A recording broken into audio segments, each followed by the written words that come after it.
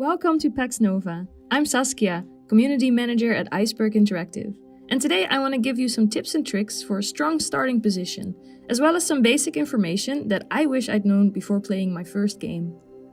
When starting out, you get to choose one of the available factions. All factions are divided into 3 races: Human, Corvus, and Drosk.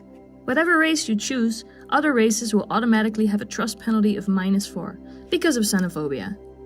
Each faction has their own traits. Some focus more specifically on a certain type of playstyle than others. A good example is Ramses XII of the Ra dynasty. He is one of the greatest scientists of his time, so his faction has traits that give you great bonuses towards research. The Lotus Brotherhood come from Tibetan monks. Their traits give you bonuses towards keeping peaceful relationships with others and caring for your people. Every faction also has a seal and exclusive technology, which are special conditions your faction will possess exclusively. For new players, we recommend starting a game with the Terran faction since they are fairly all-round. This gives you the freedom to experiment with your playstyle without any severe consequences or penalties.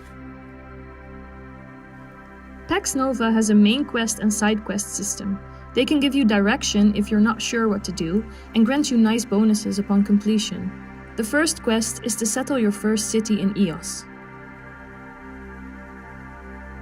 The 3 basic tile resources in Pax Nova are food, labor, and research. Food is required by our population to survive.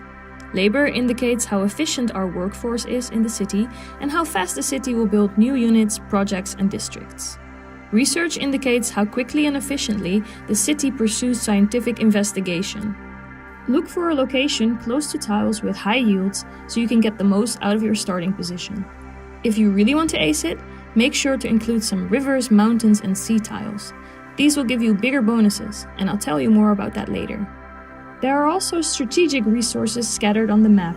You won't be able to extract these immediately, but it won't hurt to settle somewhere that includes one within your city borders. Do you see this blue shiny tile? This is a source of ether. When you manage to capture this inside your city's borders, you will automatically start harvesting it.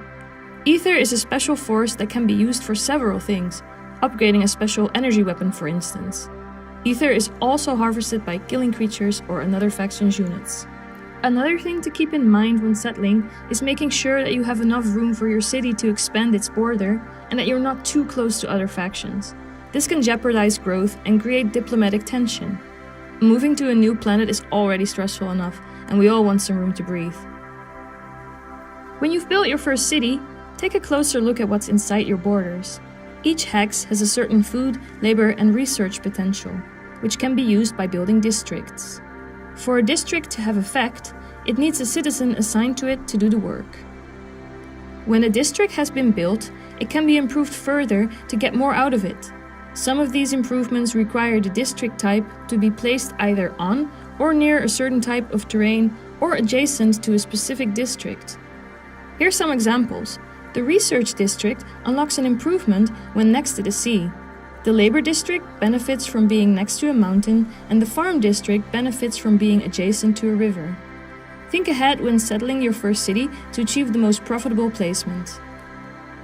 Since we have a river here, placing a farm district can be a good first choice to get your food production going.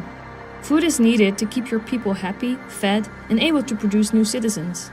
Citizens are the base of your faction, operating your districts and more. New ones will be born over time. The higher your city's prosperity, the faster this happens. Prosperity is influenced by how much food the city produces versus how much it's consuming. It is also affected by citizen unemployment and other factors like statuses and edicts. Make sure to always have room to build new districts so these guys can give their life some purpose. Now that the farm is being built, it will take a little while for us to get a new citizen to work at a district. To fill up this time, you can take a look at local projects and improve the city that way. If you're planning on focusing on military early on, for instance, building the military academy can give you a good bonus when building new units. However, by adding new districts, district improvements, and local projects, pollution in your city will grow. You can tackle pollution by keeping forest tiles in your city borders that reduce it. There are also certain research projects to keep pollution at bay.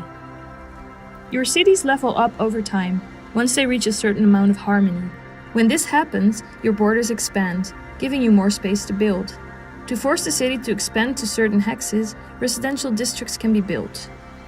Finally, you'll need a steady flow of credits to finance all your developments. The bigger your city, the more credits you'll receive per turn. You'll find more opportunities throughout the game to get your hands on more credits, like building a financial district or trading resources and knowledge with other factions. Researching new technologies is vital to the development of your faction. The research tree is divided in 3 branches you can advance in: military, industry, and science. Every project requires a certain amount of research. The more research you yield, the faster your project will be completed and you can move on to the next one.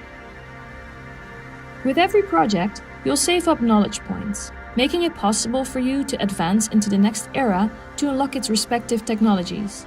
There are also special projects that you can unlock over time depending on your actions. For now, we're going to start researching battle engineers, giving us access to new weapons. As you can see, it also advances us on the path of Ember with 3 points. There are 4 different paths your faction can embark on.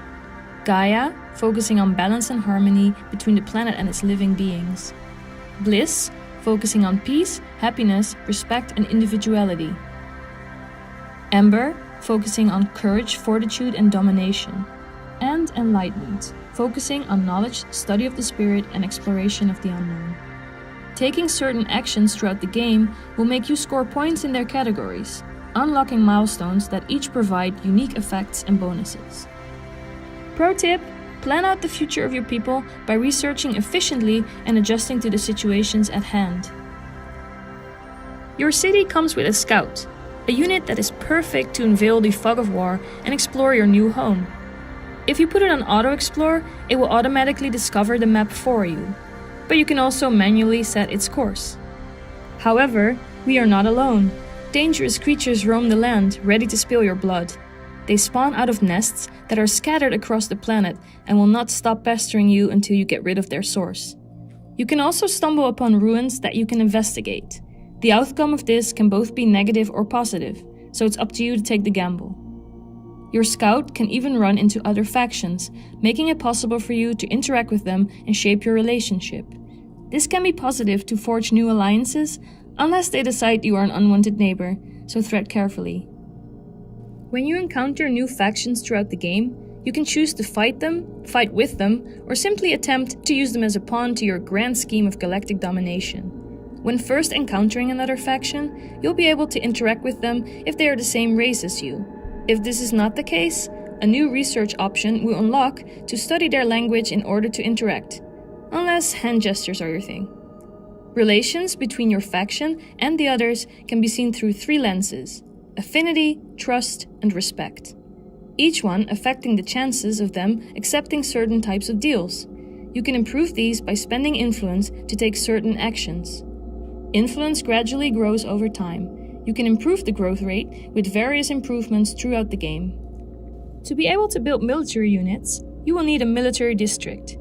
You start out with 2 different unit types: armor for units such as tanks, and ground for your infantry. Each unit is divided in 3 module components: weapon, armor, and special. These all affect their attack rating, attack type, hit points, movement points, defense type, and special abilities. It's interesting to experiment with the different modules and customizing them just the way you want. Creating a few different units and placing them just outside your city border will make for a nice basic security measure to spot and exterminate any early threats. An important unit that the military district can facilitate for you is another settler. This is the unit we started out with at the beginning of this video. If you've spotted a good place for another city, a settler will do the job for you. Time to rewind the video and start the process all over again. These are some of my basic starter tips for new players. Since Pax Nova is a pretty big game, I haven't covered loads of the other content, so let me know what features and strategies you want to see next time, either on YouTube or through any of our other social media channels. We're on Twitter, Facebook, Reddit, and Discord as well. Thank you for watching. Bye!